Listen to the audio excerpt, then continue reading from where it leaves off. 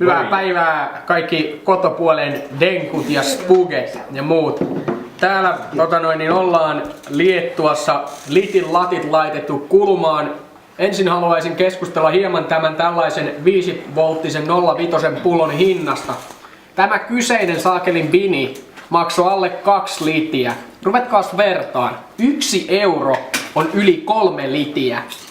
Tämä saatana 0,5 pullo biniä maksoi alle euron. Miettikääpä sitä ja antakaa sitten siitä Suomen verottajille pientä terveistä. Katsotaan miten ovat saaneet ryssät saatana aikaan. Täällä on sieltähän hyökkää tätä jotain saatana iskii heti. No vittu. Sieltä tuli käärme pihalle. Käärme poistuu paikalta. Lähteekö tää auki tästä? No lähtee. Maistetaanpas minkälaista ovat saaneet aikaan.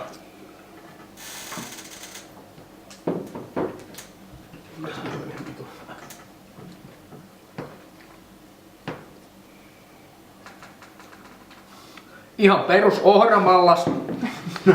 Mutta se mikä tästä puuttuu suomalaisiin verrattuna, niin on se semmonen hirveä kitkeryys, mikä niissä on niissä suomalaisissa. Ne on kipakampia. Tää on kipakampi. Tää on kipakampi. Ei muuta kuin sitten mitäs muuta me voitais kertoa. Jonne osti sieltä supermarketista Jim Beamia. Paljonko se maksaa? Se Jim Beam, 0,7 Jim Beam pullo maksoi 46 litiä, ja jos se 34 litiä on se 10 euroa, niin siitä voi sitten kanssa vähän laskeskella. Ei se nyt ihan hirveästi. Suomessa kai joku 40 korvilla on. Niin, että siis hinnat on vähän alhaisemmat kuin Suomessa. Voltit vähän korkeammat. Voltit niin, vähän korkeammat. Niin, 5 volttista alkuperäisenä hoolia.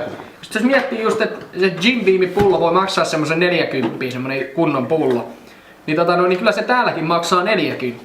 Täällä on vaan valuutta eri. Ei muuta kuin keep on rocking ja peace on.